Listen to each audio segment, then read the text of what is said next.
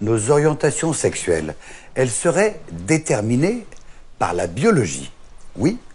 Oui, c'est l'enquête de notre journaliste Coralie Hancock qui le révèle. Il y a plusieurs mécanismes biologiques qui ont des preuves scientifiques très claires à leur appui pour dire que ça influence notre orientation sexuelle. Des preuves scientifiques. Que dit la science? Eh bien, le premier mécanisme, ça ne vous étonnera pas, ce sont les hormones sexuelles. Oui.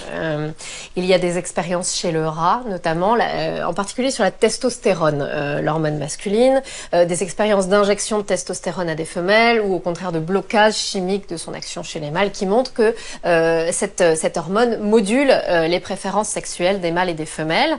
Chez l'humain, il y a des observations sur des femmes atteintes d'hyperplasie congénitale des surrénales. Hyperplasie congénitale des surrénales. C'est une maladie qui fait produire plus d'hormones masculines à ces femmes.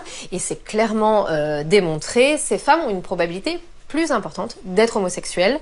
Donc les chercheurs font l'hypothèse que les hormones masculines pourraient être responsables de cette probabilité plus élevée. C'est une hypothèse, c'est l'une des hypothèses. Est-ce qu'il y a d'autres facteurs biologiques?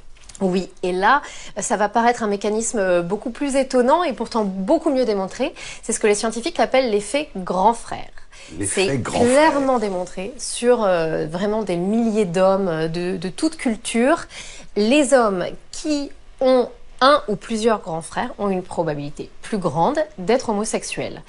Oui, et ça marche si le grand frère n'a pas été élevé dans le foyer, ça ne marche pas si le grand frère a été adopté. Ah, ça veut dire un grand frère de la même mère. Exactement, ça pousse les scientifiques à supposer que l'action est véritablement biologique et pas culturelle, l'effet du grand frère. Et ils ont une hypothèse, un mécanisme à proposer.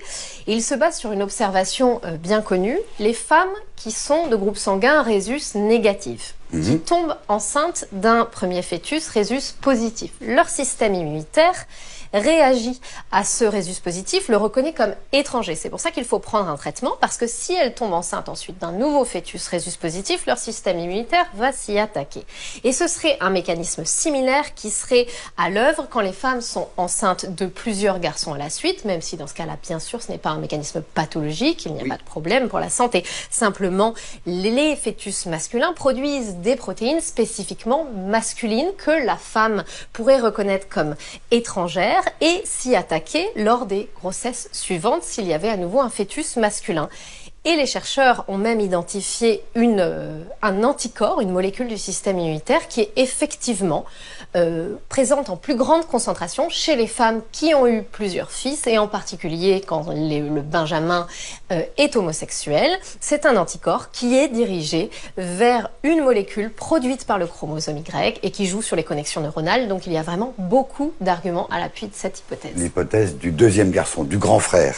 Alors, il y a d'autres facteurs, des facteurs génétiques également, non? Oui, les gènes, effectivement, il y a eu un certain nombre d'études qui se basent sur les séquences du génome. On séquence l'ADN de très nombreuses personnes aujourd'hui pour faire des études et on compare cette séquence à l'orientation sexuelle des gens sur des très très grands échantillons de population.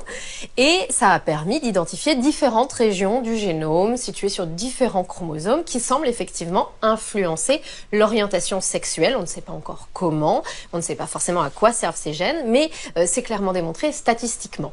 Évidemment, il n'existe pas un gène de l'orientation sexuelle qui, sous une forme, vous rendrait certainement homosexuel ou hétérosexuel ou bisexuel. Les choses sont plus compliquées, mais il y a une influence clairement démontrée de facteurs génétiques multiples. Des régions du génome qui influencent notre comportement sexuel. Est-ce que tout est écrit ? Tout est fait d'avance? Non, les chercheurs ne vont pas jusqu'à affirmer ça, loin de là. D'abord, c'est un domaine de recherche balbutiant. On identifie des facteurs qui influencent, mais les chercheurs, de toute façon, ne nient pas l'évidence qui est que les désirs chez l'humain, c'est quelque chose de complexe et que ça dépend avant tout des rencontres que l'on fait aussi